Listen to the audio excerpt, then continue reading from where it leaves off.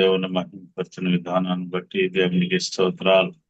ఆమేన్. మరలా ఇంకొక వాక్య పఠనంలోనికి వాక్య ధ్యానంలోనికి మనం వెళదాం. దేవుని గురించి మనం ప్రార్థన చేసుకుంటూ ఆయన సహాయాన్ని కోరదాం.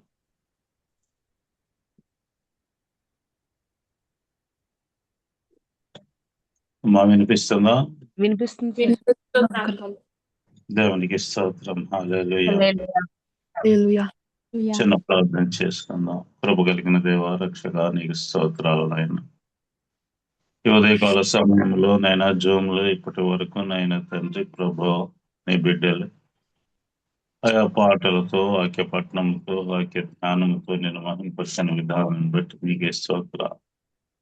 ఆయా అల్పుణ్ణి అయోగ్యుడిని నీ పాదములు చెంత ఉంటూ ఉండగా నన్ను నీ శిలువ చాటును మరుగు చేసుకొని మీరు మాట్లాడండి.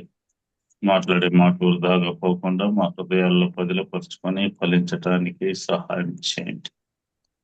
సమస్త వాతావరణాలని మీ స్వాధీనంలో ఉంచుకొని నడిపిస్తూ ఉన్నందుకు మీకు స్తోత్రాలు. ఈ ఉదయకాల సమయంలో నైనా నిద్రాశక్తులను దూరపరచండి. నీ వాక్యము నాయన తండ్రి ప్రభోజుంటి తేని ఎలా ధారల వంటి వాక్యము నాయన ఈ మాటలు నీ దగ్గర నుంచి రావాలి. మా నోటి నుండి మీరు మాట్లాడుతూ ఉంటారు. సహాయం చేయండి. ప్రతి ఒక్కరూ శ్రద్ధగా నీ మాటలు వినటానికి సహాయం చేసి నడిపించమని నజరేయుడైన యేసుక్రీస్తు ప్రభునామమున ప్రార్థిస్తున్నాను తండ్రి. పరిశుద్ధ గ్రంథంలో మార్కు సువార్తలో మనం కొన్ని మాటలు జ్ఞాపకం చేసుకుందాం. మార్కు సువార్త 14వ అధ్యాయము 35, 36 వచనాలను ఒకసారి మనం జ్ఞాపకం చేసుకుందాం. చదవండి ఒకరు. కొంత దూరము సాగిపోయి నేల మీద పడి సాధ్యమైతే ఈ గడియ తన యొద్ద నుండి తొలగిపోవాలని ప్రార్థించుచు, నాయనా తండ్రి, నీకు సమస్తము సాధ్యము, ఈ గిన్నె నా యొద్ద నుండి తొలగించుము, అయినను నా ఇష్ట ప్రకారము కాదు, నీ చిత్త ప్రకారమే కానిమ్ము అనెను. చాలు. ఇందులో యేసు ప్రభు వారు ఎంతో కష్టాన్ని అనుభవిస్తూ ఉన్నట్లుగా మనకు కనిపిస్తూ ఉంది. ఒక తోటలోకి వెళ్తా ఉన్నాడు ఆయన. ఏ తోటది? గెత్సెమనే తోట. గెత్సెమనే తోట. అదే ఎంతో ప్రాముఖ్యమైనటువంటి తోట ఆయన జీవితంలో. ఎందుకని అంటే ఆ తోటలో ఆయన ప్రార్థన చేయటానికి వెళ్ళినప్పుడు జరగబోయే విషయాలన్నిటినీ కూడా దేవుడు ఆయనకి తెలియజేశాడు. ఏం జరగబోతుంది అనేది తెలుసుకుని ఆయన చింతాక్రాంతుడైనట్లుగా మనకు కనిపిస్తా ఉంది. జరగబోయే విషయాలు కొన్ని మానవులకు తెలిస్తే కొంతమంది సంతోషకరమైనటువంటి విషయాలు తెలుసుకోవచ్చు, కొంతమంది దుఃఖకరమైనటువంటి విషయాలు కూడా తెలుసుకోవచ్చు. సంతోషకరమైనటువంటి విషయాలు తెలిస్తే ఆనందపడుతూ గంతులేస్తూ ఉంటాడు. అదే దుఃఖపరమైనటువంటి విషయాలు తెలుసుకుంటే హృదయము చికాకుతోనూ భయంకరమైనటువంటి వేదనతోనూ మానవులు వాటిని అనుభవిస్తూ ఉంటారు. జరగబోయేది ముందుగానే తెలిస్తే ఏ మానవుడైనా సరే చింతల్లో పడిపోతాడు. అయ్యో ఈ విధంగా జరగబోతుంది కాబోలు అని. కానీ అది జరగకుండా ఉండదు. కారణం ఏంటయ్యా అంటే ఇందులో అంటున్నటువంటి మాట 36వ వచనంలో, ఆయనను నా ఇష్ట ప్రకారము కాదు, నీ చిత్త ప్రకారమే నీ చిత్త ప్రకారమే కాని అయ్యా అని అడుగుతున్నాడు. మానవులు ఎవరైనా సరే కష్టాలు వస్తాయి అని తెలుసుకున్నప్పుడు ఏమని అడుగుతాం? ప్రార్థన చేస్తాం కదా, అయ్యా ఈ కష్టాలు నా దగ్గర నుంచి తీసేయి, తొలగించని, ఈ ఇబ్బంది నా దగ్గర నుంచి తొలగించయ్యా అనే మాట దేవుణ్ణి అడుగుతాం. దేవుడు వాటిని తీసివేసినా తీసివేయకపోయినా ఆయన చిత్తానుసారంగా మానవులు నడుచుకొని తీరాల్సిందే అనేదే ఇందులో ప్రాముఖ్యమైనటువంటి మాట. ప్రార్థన చేస్తూ ఉండగా వచ్చినటువంటి ఈ విధమైనటువంటి దర్శనము ఆయనకు కనిపిస్తూ ఉంది. ఈ గెత్సెమనే అనబడినటువంటి ఈ తోటలో కూర్చొని ప్రార్థన చేస్తూ ఉన్నప్పుడు ఆయన పడే బాధ, ఇబ్బంది ఇవన్నీ కూడా జ్ఞాపకానికి తెచ్చుకొని ఏం జరుగుతుందంటే ఎంత వేదన అనే దాన్ని వర్ణిస్తూ ఉన్నాడు అక్కడ. ఏమి వర్ణన ఏంటట, ఆయన చెమట కారుస్తూ ఉన్నాడు. కానీ ఆ చెమట ఎలా కనిపిస్తుందట, రక్తంలా రక్తములాగా కనిపిస్తుంది అని రాస్తా ఉన్నాడు. చెమట రక్తంలాగా కనిపించే అంత శ్రమ ఆయన హృదయ వేదన కలిగింది. ఎప్పుడైనా సరే మానవులకి శ్రమ సంభవిస్తుంది అని తెలుసుకున్నప్పుడు ఆ మానవునికి జరిగేటువంటి సంఘటన అదే. ఎంతో వేదన పడుతూ ఉంటారు. కష్టం వస్తుంది అని అంటే ఇబ్బందులు వాటంతటదే హృదయము ప్రేరేపణతో వస్తూ ఉంటాయి. హృదయము తల్లడిల్లిపోతా ఉంటది అనేది ఇందులో కనిపిస్తా ఉంది. అయినప్పటికీ కూడా ఆయన ఏమంటున్నాడో తెలుసా, అయ్యా నాది అనేది తీసి పక్కన పెడుతున్నాను, నా సొంత ఇష్టాన్ని వదిలివేసుకుంటున్నాను. ఎవరైనా సరే సొంత ఇష్టాన్ని ఎవరు వదిలేసుకుంటారండి? నాకు పలానా పలానా పలానా ఇష్టము అని చెప్పుకునేటువంటి వాళ్ళు ఎక్కువగా ఉంటారు. కానీ దాన్ని నేను విడిచిపెడతాను, కోరికలన్నీ విడిచిపెడతాను అనేటువంటి విషయము ఇందులో తెలియజేస్తా ఉన్నాడు. అంటే మనము కూడా మనకు మన ఇష్టానికి అనుకూలంగా మనం నడుచుకోకుండా దేవుని ఇష్టానుసారంగా ఏదైతే అది అయ్యింది అనేటువంటి దాని మీదనే ఆధారపడి తీరాలి. అప్పుడు అంటున్నాడు ఈయన, చెమట రక్తపు బిందువుల్లాగా కారిపోతున్నా కూడా అంత శ్రమను ఆయన అనుభవించాల్సి వచ్చినప్పుడు తలుచుకుంటూ కూడా నీ చిత్త ప్రకారమే జరగనియ్యా, నీకేది ఇష్టమైతే అలాగే చెయ్యి, నా ఇష్టం ఏమీ వద్దు అనే మాట ఇందులో తెలియజేస్తా ఉన్నాడు. మన కోరికలు, వేదనలు అన్నీ కూడా దేవుని ఎదుట పెట్టాలి. ఆయన రహస్యంగా కూర్చొని ప్రార్థన చేసి నాకు ఈ ఇష్టాలు, ఈ కోరికలు ఉన్నాయి, ఈ కష్టాలు నా దగ్గర నుంచి తీసేయి అని రహస్యంగా ఆయన ఏం చెప్పటల్లా, దేవునికి మొరపెడతా ఉన్నటువంటి మాటలు ఇందులో కనిపిస్తూ ఉన్నాయి. ఏంటయ్యా అంటే వీటన్నిటినీ కూడా నెరవేర్చడానికి ఉన్నప్పుడు హృదయము తల్లడిల్లిపోతా ఉంది అనేది ఇందులో ప్రాముఖ్యమైనటువంటి మాట. ప్రభువా నీ కోరికలు ఇవి, నా కోరికలు అవి అనే మాట ఇందులో రాసినటువంటి మాట. ఆయన ఇష్ట ప్రకారంగా ఉండేది నీ కోరికలను మాత్రమే ఆయన సఫలపరుస్తాడు. నీ కోరికలు చాలా ఉంటాయి, కానీ వాటిలో అన్ని ఆయన నెరవేర్చాలి అనేది ఎక్కడా కూడా ఉండదు. ఆయనకి ఏది న్యాయబద్ధంగా ఉంటుందో అవి మాత్రమే నెరవేరుస్తూ ఉంటాడు అనేది మనం తెలుసుకొని తీరాలి. ఇందులో యెషయా గ్రంథకర్త అంటున్నాడు 55వ అధ్యాయంలో 9వ వచనాన్ని ఒక్కసారి మనం జ్ఞాపకం చేసుకుంటే అందులో రాస్తున్నటువంటి ఒక చక్కని మాట రాస్తా ఉన్నాడు. చదువుకుందాం. ఆకాశములు భూమికి పైగా ఎంత ఎత్తుగా ఉన్నవో నీ మార్గముల కంటే నా మార్గములు, మీ తలంపుల కంటే నా తలంపులు అంత ఎత్తుగా ఉన్నవి. దేవుడు మాట్లాడుతున్నటువంటి ఒక చక్కని మాట ఏంటో తెలుసా, ఆకాశములు భూమికి పైన ఎంత ఎత్తుగా ఉంటాయో మీ మార్గముల కంటే నా మార్గములు, మీ తలంపుల కంటే నా తలంపులు అంత ఎత్తుగా ఉంటాయి. నువ్వు కోరుకునే కోరికలు సవ్యంగా ఉండవు, సరైనవిగా ఉండవు. ఎందుకనంటే అవి నాకు ఇష్టానుసారంగా నువ్వు కోరుకోవట్లేదు. నీ ఇష్టానుసారంగా లోకంలో ఎలా బ్రతకాలి అనేది ఆలోచిస్తున్నావు తప్పితే అది నాకు ఇష్టమా కాదా అనేది నువ్వు ఆలోచించలేకుండా ఉన్నావు. కాబట్టి నీ మార్గము అనేది నా మార్గానికి, నీ ఆలోచనలు తలంపులు నా తలంపులకి, నీ జీవితంలో నేను ఏం చేయాలి అనుకుంటున్నానో దానికి నీవు చాలా దూరంగా ఉంటున్నావు అనేది ఇందులో ప్రాముఖ్యమైనటువంటి మాటగా కనిపిస్తా ఉంది. యేసు ప్రభు వారు దేవుని చిత్తానికి సమర్పించుకున్న కారణంగా ఎన్నో శ్రమల గుండా వెళ్లాల్సి వచ్చింది. ఎన్నో శ్రమలు ఆయన అనుభవించాల్సి వచ్చింది. ఎందుకని? దేవుని చిత్తానికి సమర్పించుకున్న కారణంగా.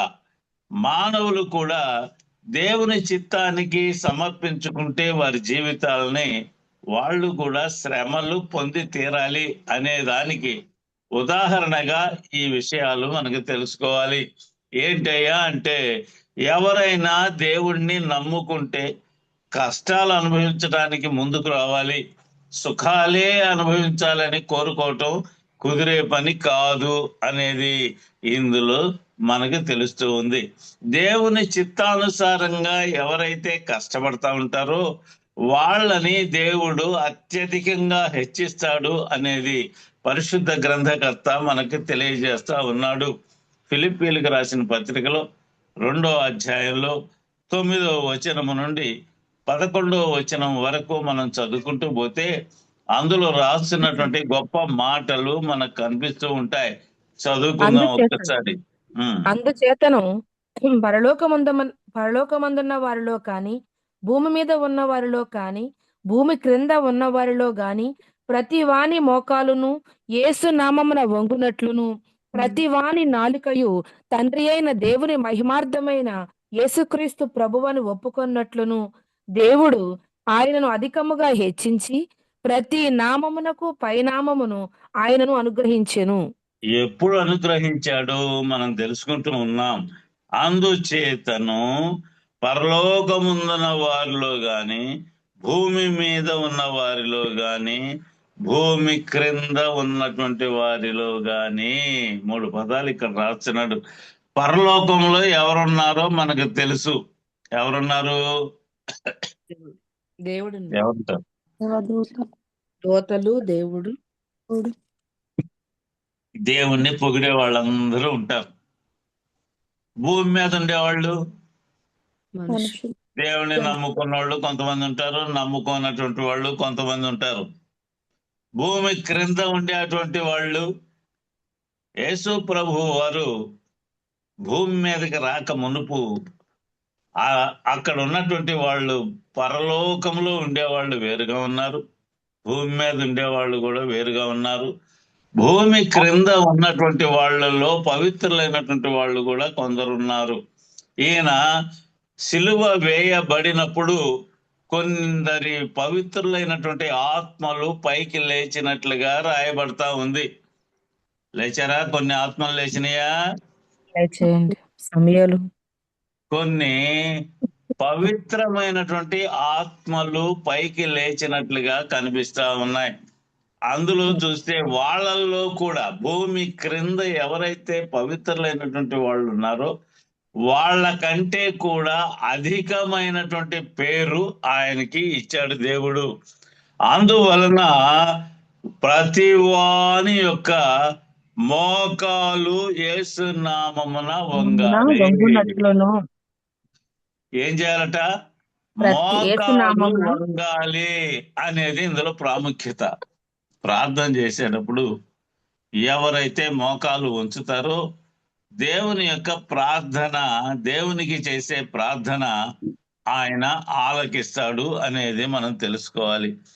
ప్రతి వాని నాలుకయు తండ్రి అయిన దేవుని మహిమార్థమై యేసుక్రీస్తు ప్రభువు అని ఒప్పుకోవాలట. ఇందులో దేవుడు ఆయనను అధికంగా హెచ్చించిన పరిస్థితిని మనం తెలుసుకుంటున్నాం. ఆయన హెచ్చించాడు దేవుడు. ఆ హెచ్చించిన కారణంగా మానవులు చేయాల్సినటువంటి 2 విధానాలు ఇందులో రాస్తా ఉన్నాడు. ఒకటి ఏంటి? ఆయన ముందు మోకాళ్ళు వేసి కూర్చోవాలి అని అర్థం. పిల్లలు ఎవరన్నా తప్పులు చేస్తే మోకాళ్ళ మీద కూర్చోరా అంటుంటారే, అది ఒక శిక్ష లాంటిది అనుకుంటే అది ఒకటి. ఏందయ్యా అంటే, మోకాళ్ళు వేసాము అంటే అర్థం ఏంది అంటే పాత జీవితాన్ని కొంతవరకు దేవుని ముందు ఒప్పుకుంటున్నాము అని అర్థం. మోకాళ్ళు వేసి ప్రార్థన చేయాలి అని. నాకు మోకాళ్ళు వంగటం లేదయ్యా.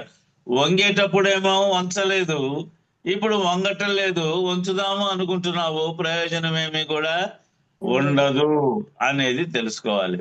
నెక్స్ట్, మొట్టమొదటిది ఏంటి? తన జీవితాన్ని దేవుని ముందు సమర్పించుకునే మోకాలే పరిస్థితి. రెండవది ఏంటయ్యా అంటే నాలుక ద్వారా వచ్చే ప్రతి మాట కూడా నోటి ద్వారా వస్తుంది కదా. యెషయా ప్రవక్త చెప్పాడు, అయ్యా నా పెదాలు భయంకరంగా ఉన్నాయ్యా అని. పవిత్రమైన పెదవులు గలవాడినయ్యా. అలాంటి పరిస్థితి కలిగినటువంటి నీ పెదాల్లో లోపల ఉన్నటువంటి ఈ నాలుక ఏం ఒప్పుకోవాలట? యేసుక్రీస్తు వారు ప్రభువు అని ఒప్పుకోవాలట. ఇంకెవరూ లేరు లోకంలో ప్రభువులు అనబడినటువంటి వాళ్ళు, దేవుళ్ళు దేవతలు అనబడినటువంటి వాళ్ళు ఉన్నారు, కానీ మహాదేవుడైనటువంటి మన ప్రభువు, ఆయనని మనం తెలుసుకొని ఒప్పుకోవాలి. ఆయనే ప్రభువు. ఆ దేవుడు ఆయనను అధికంగా హెచ్చించి ప్రతి నామానికి కూడా పైనామంగా ఉంచాడు. ఎందుకని ఉంచాడు ఆ విధంగా? కారణం ఒకటే. పై భాగంలో రాస్తున్నాడు, ఫిలిప్పీలకు రాసిన పత్రికలో ఏమంటున్నాడు? తనను తాను తగ్గించుకున్న కారణంగా ఆయనను దేవుడు హెచ్చించాడు. ఎలాంటి విషయాల్లో తగ్గించుకున్నాడు ఆయన? ప్రాణము పోయేంత వరకు కూడా తగ్గించుకున్నాడు. శిలువ మరణం పొందినంతగా విధేయత చూపినవాడే. శిలువ మరణము పొందేంతగా విధేయత చూపించాట. శిలువ మరణము పొందటం, మామూలు మరణము వేరు, శిలువ మరణము వేరు. శిలువలో వేశారు అంటే ఏంటట? అతను అపరాధి అని తెలుస్తూ ఉంది. జనులందరూ కూడా శాపగ్రస్తుడు అంటారు శిలువలో వేయబడినటువంటి వ్యక్తుల్ని. ఈయనకు వచ్చిన శాపం ఏంటి? ముళ్ళతో కొట్టబడినటువంటి ఆ శాపం ఏంటి?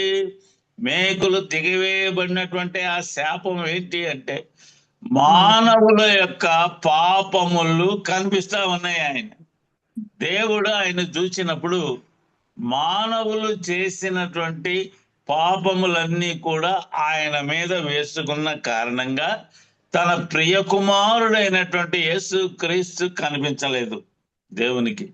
ఎవరు కనిపించారు అంటే పాపములన్నీ కూడా ఆయన మీద వేసుకున్న కారణంగా పాపమే కనిపించింది.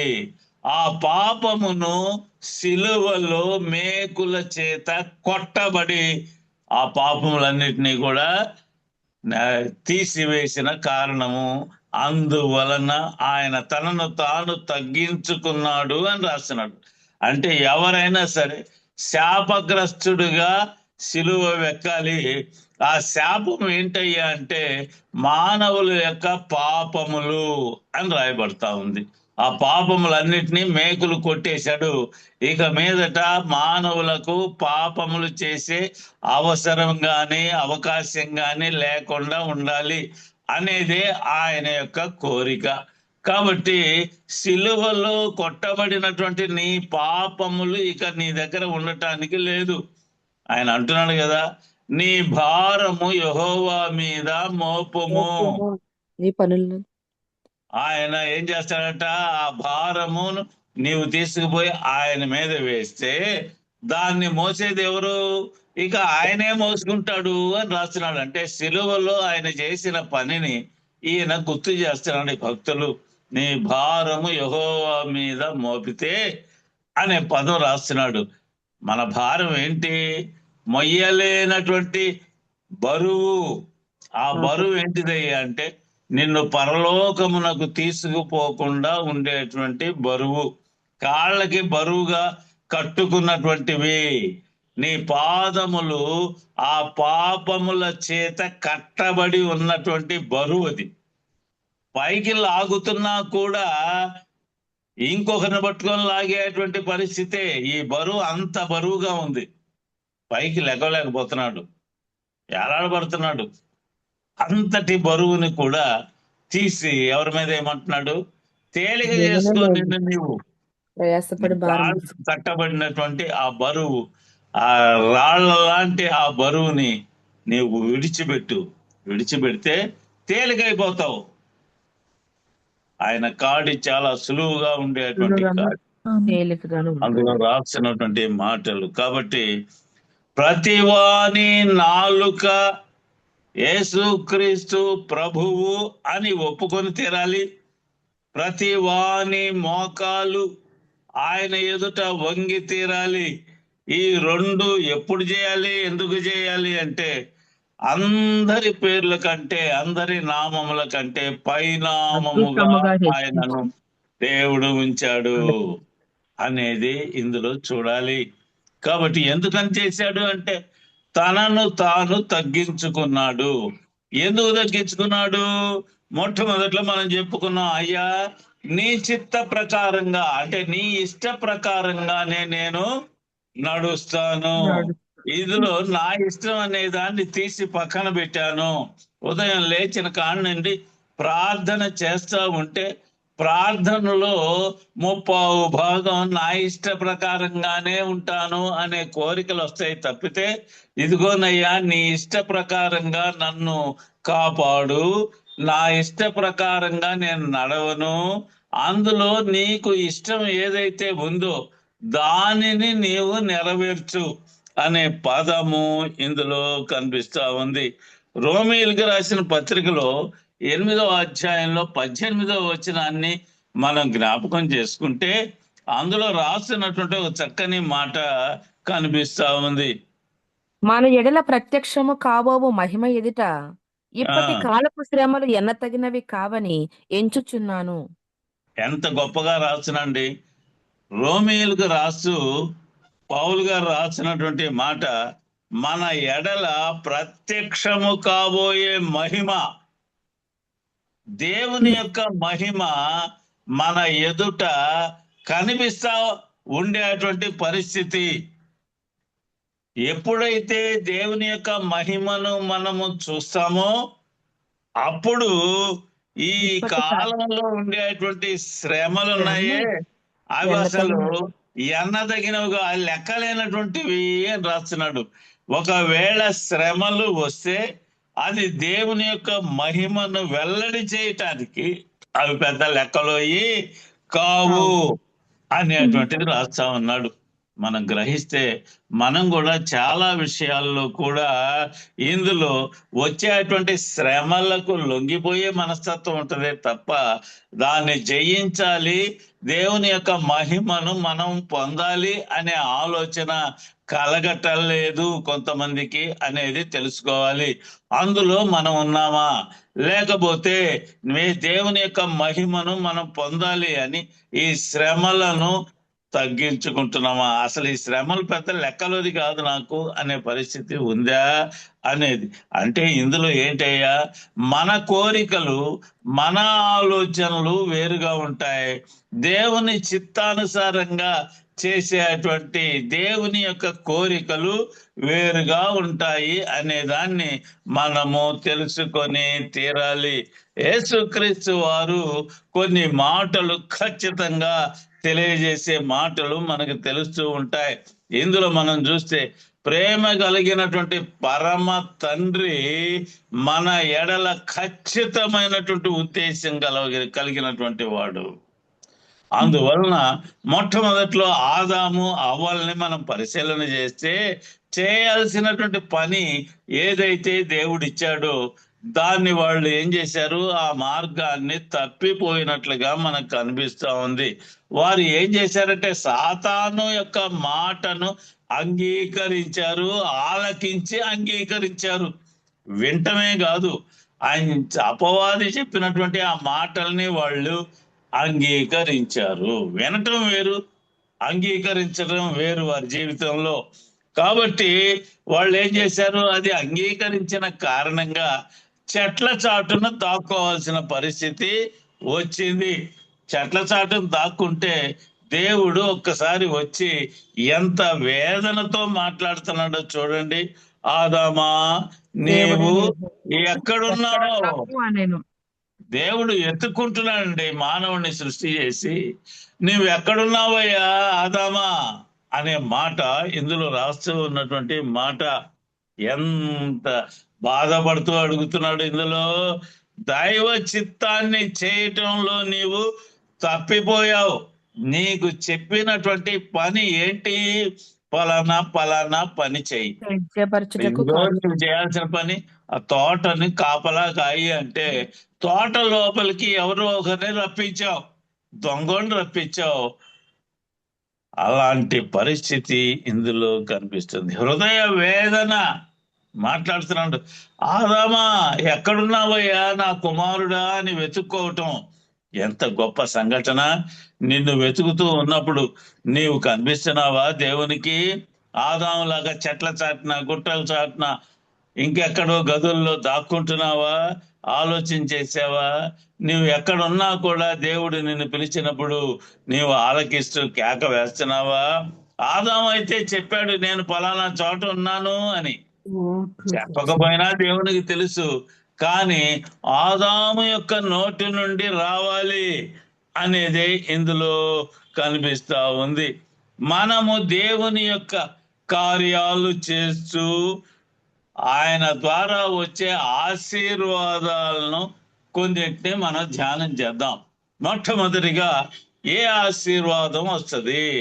మొట్టమొదటిది ఏంటి అంటే, మనము దేవుని యొక్క కుటుంబంలో సభ్యులమవుతాము. దేవుని కుటుంబం ఒకటి ఉంది, ఆయన బిడ్డలు.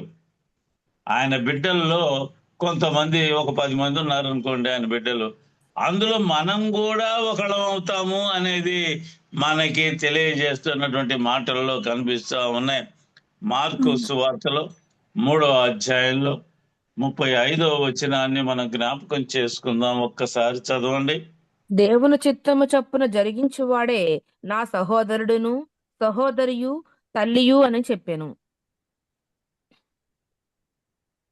ఇందులో మనం చూసినట్లయితే వాళ్ళ తల్లి, తండ్రి, ఇంకా సహోదరులు, సహోదరులు అందరూ బయట నిలబడి ఉన్నారట. శిష్యులు వచ్చి, ఇదిగోనయ్యా బయట మీకు సంబంధించిన వాళ్ళు ఉన్నారు అంటే, ఆయన అంటున్నాడు, వాళ్ళెవరయ్యా? వాళ్ళని ఎరగాలి అంటే వాళ్ళు నా మార్గంలో ఉండాలి, నా కుటుంబ సభ్యులుగా వాళ్ళు ఉండాలి. ఏంటి తన కుటుంబ సభ్యులు ఎవరు? దేవుని చిత్తం ప్రకారంగా జరిగించువాడే నా సహోదరుడు. సహోదరుడు ఎక్కడుంటాడు? తనతో పాటుగా ఉంటాడు, తన కుటుంబంలో ఉంటాడు, దేవుని యొక్క కుటుంబ సభ్యులుగా మనల్ని చేర్చుకుంటాడు. దేవుని కుటుంబ సభ్యులుగా మనం ఉండాలి అంటే దేవుని చిత్త ప్రకారంగా మనం నడుచుకుంటూ ఉండాలి అనేది ఇందులో మనం తెలుసుకోవాల్సింది. ఆయనకి ఒక ఇల్లు ఉంది. ఆ ఇల్లు ఏంటి అనేది పరిశుద్ధ గ్రంథకర్త రాపించాడు. హెబ్రీయులకు రాసిన పత్రికలో 3వ అధ్యాయంలో 6వ వచనాన్ని మనం జ్ఞాపకం చేసుకుంటే అందులో ఒక చక్కని మాట రాస్తా ఉన్నారు. చదువుకుందాం. అయితే క్రీస్తు కుమారుడై ఉండి ఆయన ఇంటి మీద నమ్మకముగా ఉన్నాడు. ధైర్యమును నిరీక్షణ వలని ఉత్సాహమును తుదమట్టుకు స్థిరముగా చేపట్టిన ఎడల మనమే ఆయన ఇల్లు. మనము ఎవరమై? ఆయన ఆయన ఇల్లు. యొక్క ఇల్లు. ఆ ఇంట్లో ఉండాల్సినటువంటి పరిస్థితులు మనకి తెలుస్తూ ఉన్నాయి. మనము ఆయన ఇల్లు. ఈ ఇల్లు ఉందండి, అందులో మనకు అవసరమైనవన్నీ ఉంటాయి. మనం పరిశీలన చేస్తే అనవసరమైనటువంటి ఏమైనా ఉంటే తీసి బయట పారేస్తాం. అలాంటి పరిస్థితి. దేవుని యొక్క ఇల్లుగా మనం ఉంటే ఆ ఇంట్లో ఉండేటువంటి అన్ని వస్తువులు కూడా దేవునికి ఇష్టమైనటువంటివిగా ఉంటాయి. అంటే ఏంది? యేసుక్రీస్తు వారి కుటుంబము లోకానుసారమైనది కాదు కాబట్టి ఆయన కుటుంబము ఆధ్యాత్మికమైనటువంటి కుటుంబము అనేది మనం తెలుసుకోవాలి. అందువలన ఆయన సంఘాన్ని గురించి తెలియజేస్తా ఉన్నాడు, మనమే ఆయన యొక్క ఇల్లు అని పౌలు గారు రాస్తున్నటువంటి గొప్ప మాట మనకి తెలుస్తూ ఉంది. ఇందులో అంటున్నటువంటి ఇంకొక మాట కూడా రాస్తున్నాడు. హెబ్రీయులకు రాసిన పత్రికలో 2వ అధ్యాయము 11వ వచనాన్ని చదివితే హెబ్రీయులకు రాసిన పత్రికని మనము కంఠస్థం చేసుకోవచ్చు. ఎందుకంటే అందులో ఆణిముత్యాలు లాంటి పదాలు కనిపిస్తూ ఉంటాయి.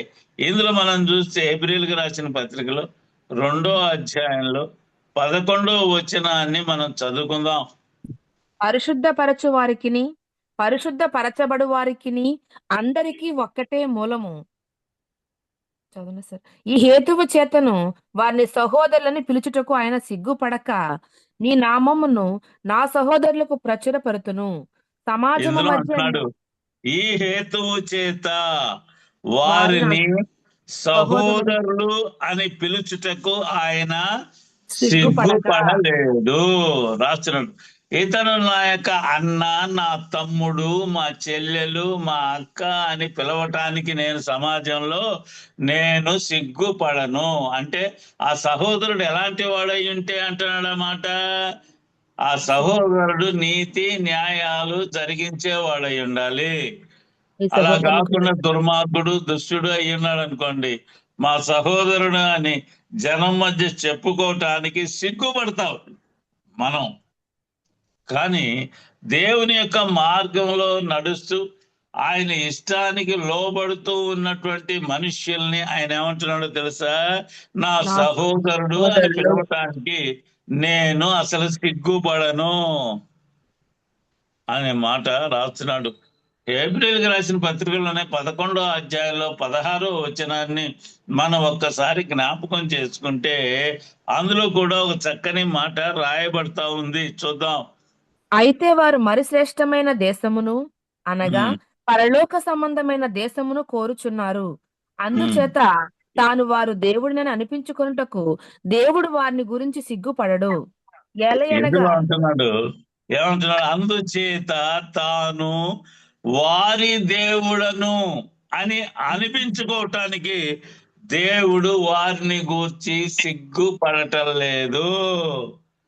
మనల్ని గురించి దేవుడు ఏమనుకుంటున్నాడు, నేను వారి దేవుణ్ణి, నేను పలానా ఆయనకి నేను దేవుణ్ణి అని చెప్పుకోవటానికి నేను సిగ్గుపడాల్సిన అవసరం లేదు. ఇప్పుడు ఆయన అనుకుంటున్నాడు, నేను ఎవరికి దేవుణ్ణి, అబ్రహాము దేవుడను, ఇస్సాకు దేవుడను, యాకోబు దేవుడను ఆయన చెప్పుకుంటున్నాడు. చెప్పుకోవటానికి ఆయన సిగ్గుపట్టాల. ఎందుకని, వాళ్ళు దేవుని మీద ఆధారపడ్డారు. దేవుడు అనగానే సాష్టాంగ నమస్కారం చేశారు. లోకం మొత్తాన్ని కూడా పక్కకి నెట్టేశారు. దేవుడు ఏం మాట్లాడితే ఆ మాటను జాగ్రత్తగా ఆలకించి దాని ప్రకారంగా నడుచుకున్నారు. అందువలన వాళ్ళకి దేవుణ్ణి అని చెప్పుకున్నాడు దేవుడు. దుర్మార్గురైనటువంటి వాడికి ఈయన యొక్క దేవుణ్ణి నేను అని చెప్పుకుంటే వాళ్ళ దేవుడు ఎలాంటి వాడై ఉండాలా, ఆయన కూడా దుర్మార్గుడే అంటారు ప్రజలు, చూసినటువంటి వాళ్ళు. ఆయన కూడా చెడ్డవాడే అంటారు. కారణం, ఇతను చెడ్డవాడు, ఈ చెడ్డవానికి దేవుణ్ణి అని చెప్పుకుంటున్నటువంటి ఆయన ఇంకెలాంటి వాడై ఉంటాడు, ఆయన కూడా సరైనటువంటి వాడు కాదు అనే పదం వస్తుంది. ఎలాంటి వారికి దేవుడు, ఆయన మాట విని ఆయన మాట చొప్పున లేదా ఆయన చిత్తము చొప్పున జరిగించేటువంటి వాళ్ళు ఎవరన్నా ఉంటే వాళ్ళని నా కుమారుడు, లేదంటే నా శిష్యుడు, నా ప్రియమైనటువంటి భక్తుడు అని అనిపించుకుంటాడు. ఆయన చెబుతున్నాడు, నేను ఆయనకి దేవుణ్ణి నేను అని చెప్పుకున్నాడు. మిగిలిన వాళ్ళకి అందరికీ కూడా ఈయన నాకు స్నేహితుడు, ఈయన నా మాట వింటాడు అని చెప్పుకున్నాడే కానీ వాళ్ళకు మాత్రం నేను అబ్రహాము దేవుణ్ణి, జాగ్రత్త. మోషేతడు కూడా అంటున్నాడు, ఎవరు అయ్యా, నిన్ను గురించి నేను ఏం చెప్పాలా చెప్పు అంటే, నేను అబ్రహాము దేవుణ్ణి చెప్పుకో. ఎంత చక్కగా నేను ఉన్నవాడను అనేవాడిని. కానీ ఇప్పటిదాకా ఇజ్రాయెల్ జనాంగం ఏ దేవుడి కోసం ఎదురు చూస్తున్నారు, అబ్రహాము దేవుడి కోసం ఎదురు చూస్తున్నారు. ఇక నుండి మోషే నడిపించాడు కాబట్టి మోషే దేవునికి స్నేహితుడిగా ఉంటాడు అనే మాట అందులో రాస్తున్నాడు. వాళ్ళు మోషేని నమ్మారు, యేసుక్రీస్తుని నమ్మలేదు అనే మాట రాస్తున్నటువంటి మాట కనిపిస్తూ ఉంది.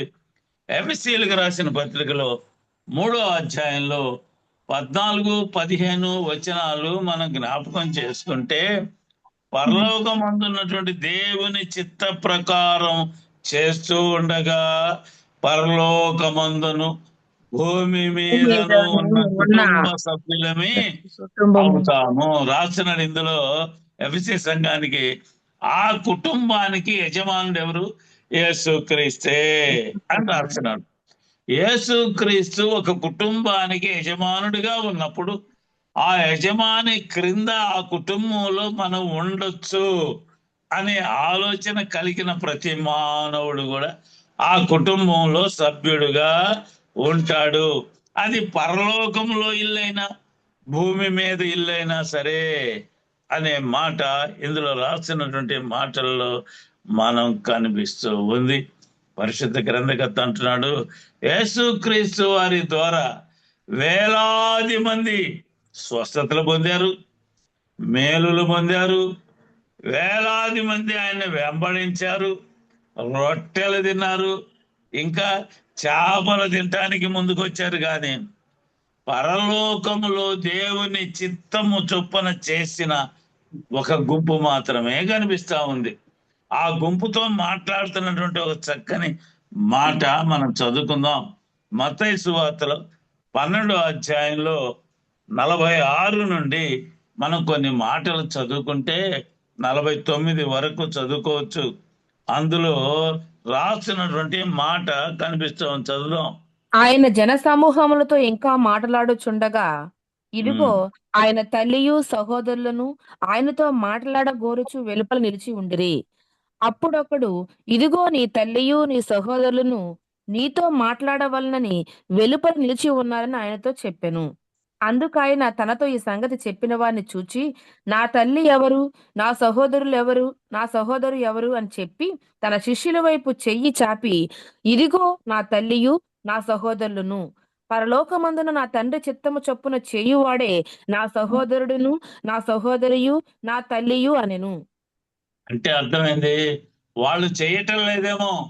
ఇందులో వాళ్ళ తల్లి, తండ్రి, సహోదరులు, ఇంకా ఎవరన్నా స్నేహితులు, వాళ్ళందరూ బయట నిలబడి యేసుక్రీస్తు వారు మాకు సంబంధించిన వాడు అని చెప్పుకుంటున్నారేమో. వాళ్ళని గురించి మాట్లాడుతున్నాడు. నా తండ్రి చిత్తం ప్రకారంగా వాళ్ళు నడవలేదు, లేకపోతే వాళ్ళని నేను సహోదరులుగా అంగీకరించేవాడిని.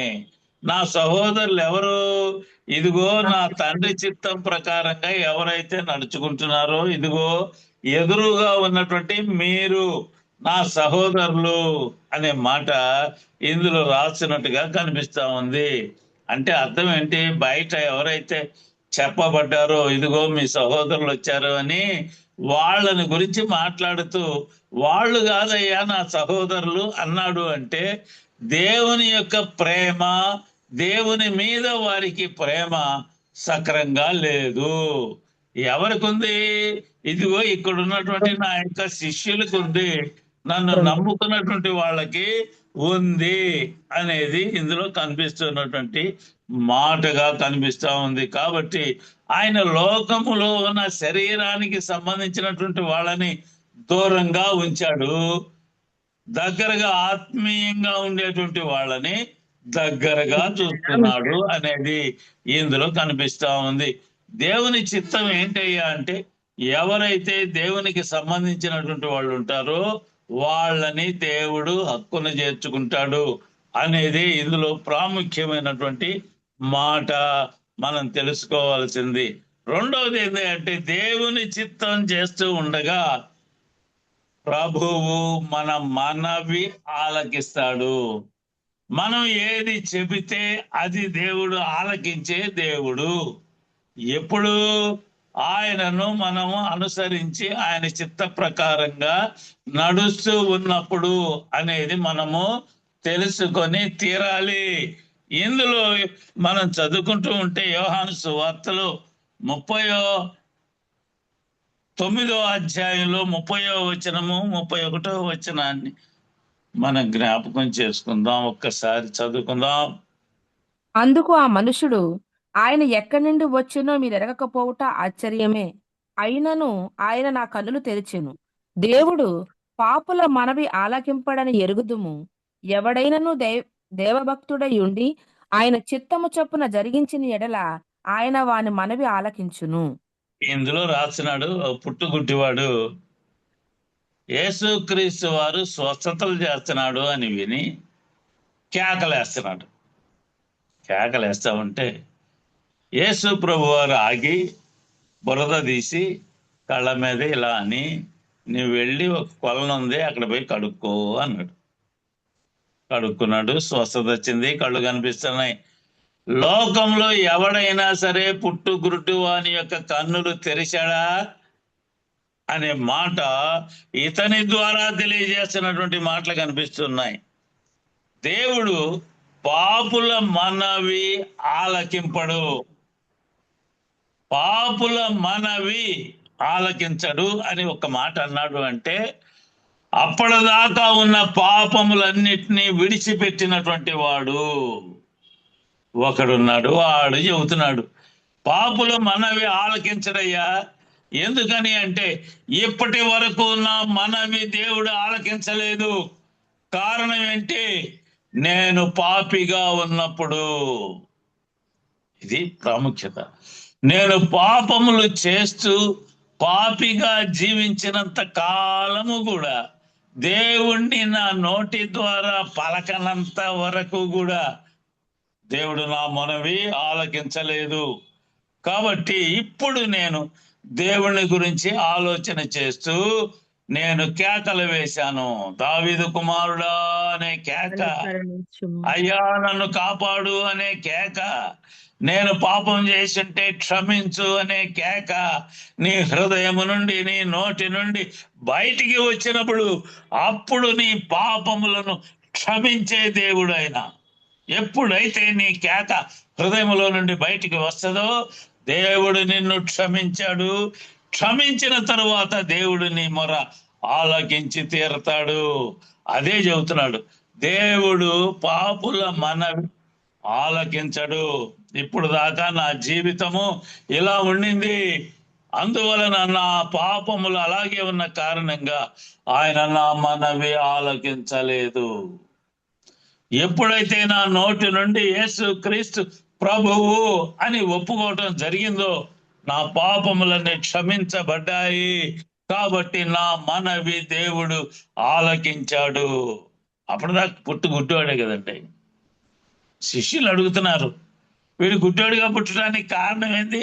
వాళ్ళ తల్లిదండ్రుల తప్పు చేసింది, వీడు పోయిన జన్మలో ఏమైనా తప్పు చేశాడా చెప్పు అంటే దేవుని నామాన్ని మహిమపరచడానికి వాడు గుడ్డివాడయ్యాడు. చూసారా?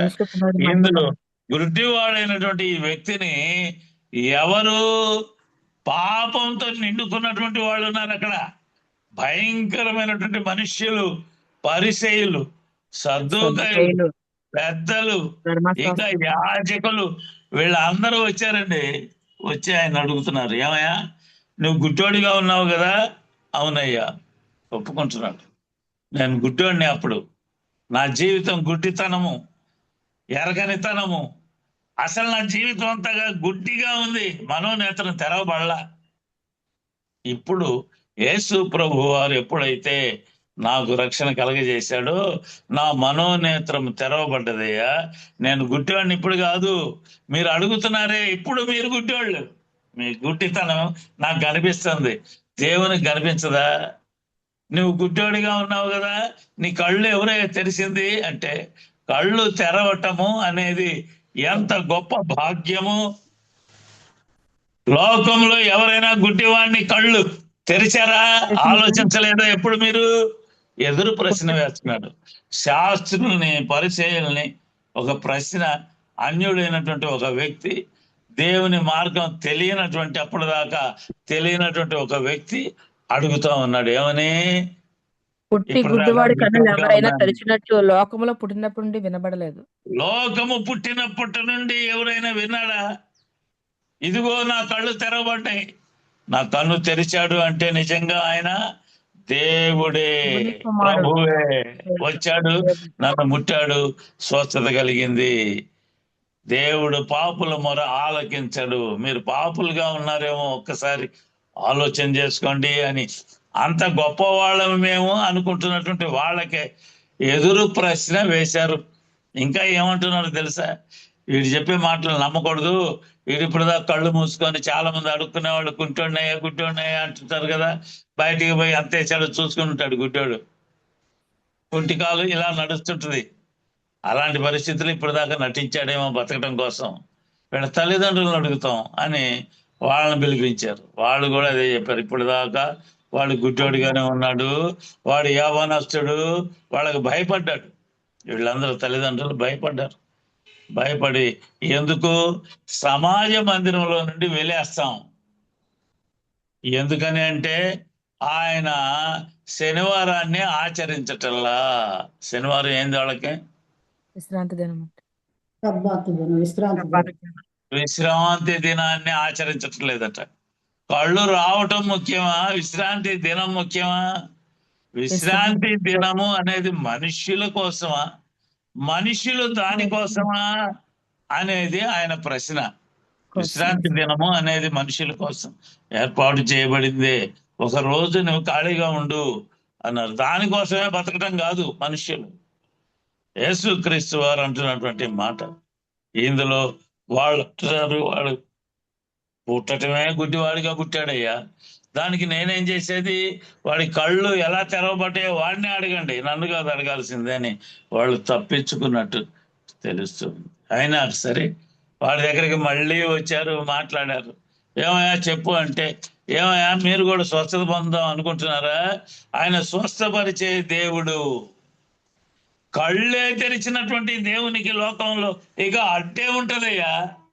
మీరు కూడా ఆయన అనుసరించాలనుకుంటున్నారా? అనుసరించాలనుకుంటే అనుసరించాలి. దేవుని చిత్తం ఎలా ఉందో అది తెలుసుకొని తీరాలి.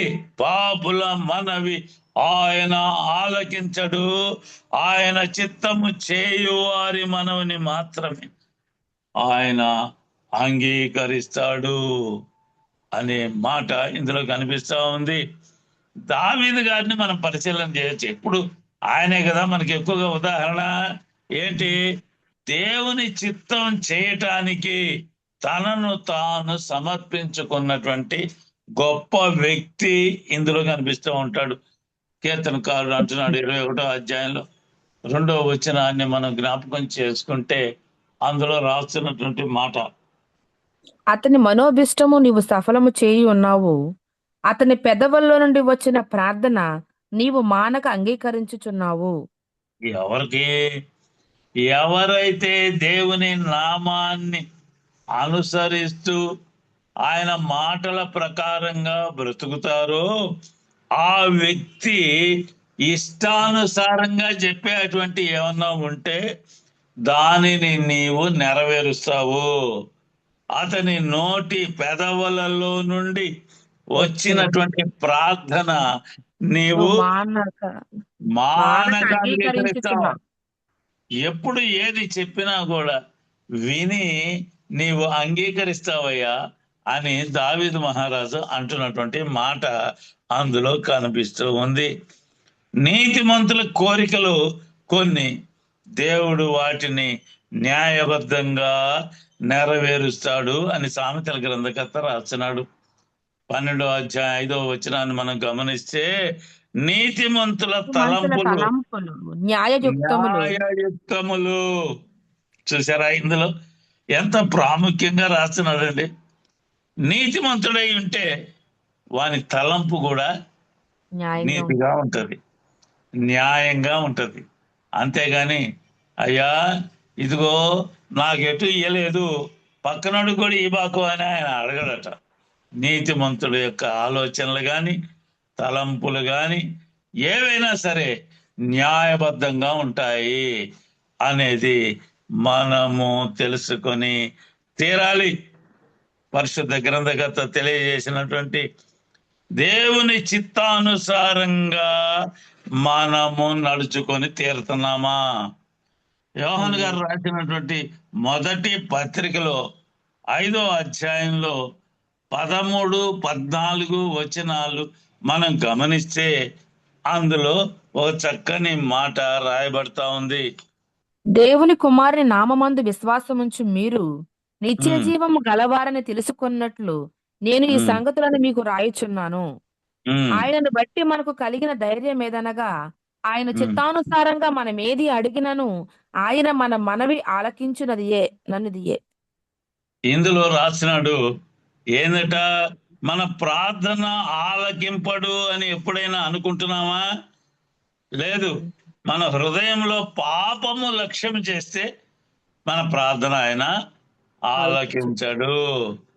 ఇందులో రాసినటువంటి మాట, ఆయన చిత్తానుసారంగా మనము ఏది అడిగినా, మన మనవి ఆలకిస్తాం. మనం అడిగేది ఎలా ఉండాలి? దేవుని చిత్తానుసారంగా ఉంటుంది. ఆయనకి ఇష్టానుసారంగా ఉండాలి. అంతేగాని మన ఇష్టానుసారంగా మన కోరికలు ఆయనకి చెప్పటం కుదరదు. రాసినటువంటి మాట, ఆయన మన మనవి ఆలకిస్తాడు. ఎప్పుడైనా దేవునికి ఏది ఇష్టమో తెలుసుకొని మన ప్రార్థనలు అడిగితే ఆయన తప్పకుండా మన కోరికలు నెరవేరుస్తాడు అనేది మనం తెలుసుకోవాలి. మనకు ఉదాహరణగా రాయబడినటువంటి అబ్రహాము, ఇందాక చెప్పుకున్నాం, ఎంతటి అబ్రహాము దేవుణ్ణి అని చెప్పుకునే అంత గొప్ప వ్యక్తి అబ్రహాము. ఆయనకి దేవుడు వాగ్దానం చేశాడా? 75 సంవత్సరాల వయసులో కనిపించి నీకు పిల్లల్ని ఇస్తానయ్యా అని చెబితే శారా గారు గుడారం దగ్గరకు పోయి నవ్వుకుంటా కూర్చుందట. కానీ ఓర్పు లేకపోయింది, ఓపిక లేదు. దేవుని చిత్తానుసారంగా దేవుడిచ్చేటువంటి మేలు పొందేంత వరకు కూడా ఓర్పుగా ఉండలేకపోయింది. చూసారా? ఉండలేకపోవటం.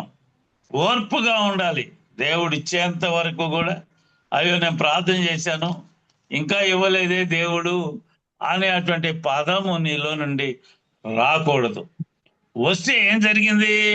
శారా గారికి వచ్చింది. ఏంది ఇంతకాలమా నేను ఆగేది? ఆయన ప్రామిస్ చేసి 10 ఏళ్ళు గడిచిపోయింది, ఇంతవరకు కూడా ఏ సూచన లేదు అని ఆమె చేయాల్సిన పని ఇంకొకరి ద్వారా నెరవేర్చుకుందాము అనుకుంది. దాని వలన ఏం జరిగింది? ఒక కుమారుడు కలిగాడు. ఎప్పటికీ కూడా వాళ్ళు ఇస్మాయేలీలు ఇజ్రాయేలీలు ఇద్దరు కూడా తన్నుకొని చచ్చనారు. యుద్ధం జరుగుతూ ఉంది. చూసారా? ఒకే ఒక తలంపు ఏంటయ్యా అంటే ఓపిక లేకపోవటం. దేవుడు అనుగ్రహించేంత వరకు కూడా నీవు ఓపిక పట్టకపోవటం వలన వచ్చినటువంటి గొప్ప నష్టము ఇందులో కనిపిస్తా ఉంది. ఇంకోటి ఏంటి అంటే దేవుని చిత్తానుసారంగా చేస్తూ ఉంటే ఏం జరుగుతుందట? నిరంతరము నిలుస్తాం, ఎల్లప్పుడూ బ్రతికే ఉంటాము అంటున్నాడు.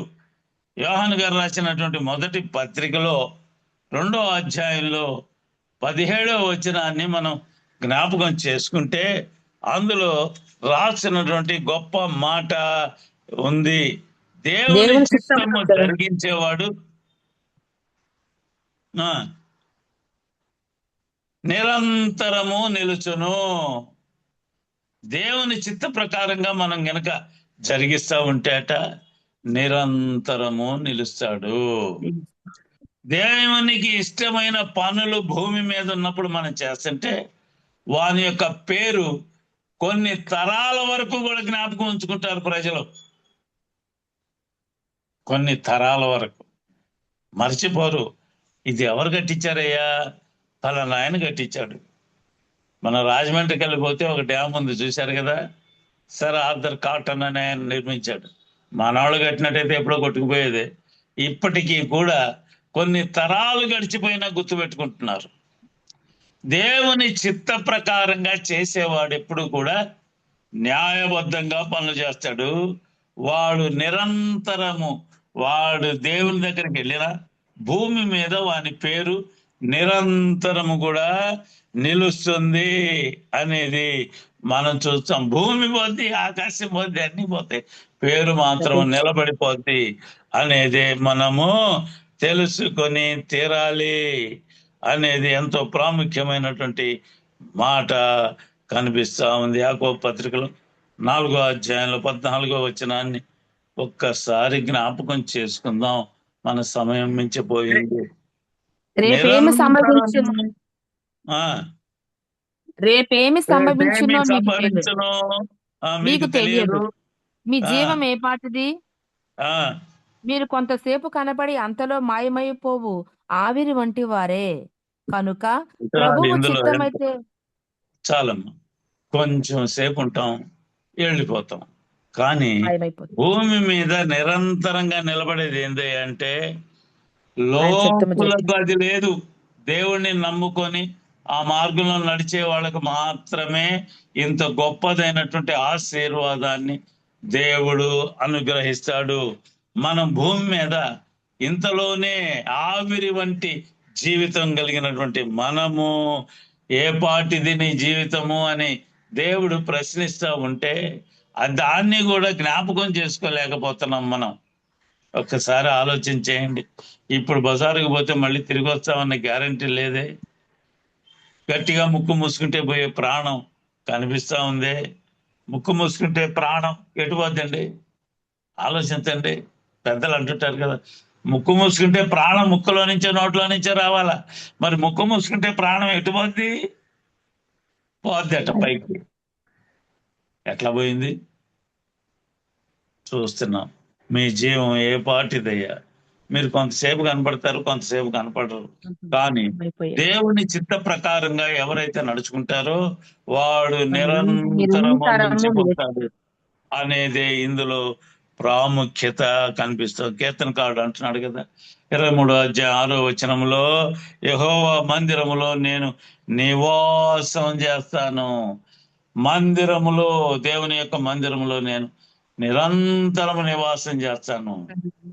ఎప్పుడు దేవుడు చెప్పిన విధంగా నువ్వు నడుచుకుంటూ ఆ మార్గంలో నడుస్తూ ఉంటే, ఆయన చిత్తాన్ని నెరవేరుస్తూ ఉంటే ఎల్లప్పుడూ నీ మాట, నీ పేరు భూమి మీద నిలబడుతుంది అనేది తెలియచేస్తూ ఈయన మాటలు ముగిస్తారు. దేవుడి కొద్ది మాటల్ని మన వెనుకడిలో దీవించుగాక. ఆమేన్. ప్రార్థించేద్దాం. కృప కలిగిన దేవ రక్షగా నీకు స్తోత్రాలయ్యా. ఉదయకాల సమయంలో ఇప్పటిదాకా నీ మాటలు వినడానికి నీ కృప దయచేశారు. మీకు స్తోత్రాలు. కనికరించే దేవుడు, కాపాడే దేవుడు నాయన. పరిశుద్ధుడు చుమ్ములో చిన్న బిడ్డలు యవనస్తులు వృద్ధాప్యంలో ఉన్న వారందరినీ దయతో జ్ఞాపకం చేస్తున్నాం. రుగ్మతలతో బాధపడుతున్నటువంటి వాళ్ళు నాలుగు నీ దక్షిణ హస్తమును చాచి ముట్టి స్వస్థపరచండి. ఆయా పవిత్రాత్మచే బంధించబడినటువంటి వాళ్ళు ఉన్నారు. బంధకాలు తెంచి వేయండి అయ్యా. అయా మీరు బోధించేటువంటి మాటలు మేము జ్ఞాపకం చేసుకున్నాం. నీ మార్గంలో నడుస్తూ నిన్ను ప్రేమిస్తూ ముందుకు నడిస్తే భూమి మీద నిరంతరము మేము ఉంటాము అని చెప్పినమాట. నీ గృహంలో మేము కూడా ఒక సభ్యులుగా ఉంటాం. అయా నీ సహోదరులుగా, సహోదరులుగా మా బ్రతుకులు ముందుకు నడుస్తాయి. నిరంతరం నీ మందిరంలో ఉంటాము అనే మాట దావీదు గారి ద్వారా మాకు తెలియజేస్తారు. అవునయ్యా, ఉదయకాల సమయంలో మమ్మల్ని అందరినీ జ్ఞాపకం చేసుకొని ముందుకు నడిపించమని నజరేయుడైన యేసుక్రీస్తు ప్రభునామమున ప్రార్థిస్తున్నాను. ఆమేన్. ఆమేన్. ఆమేన్.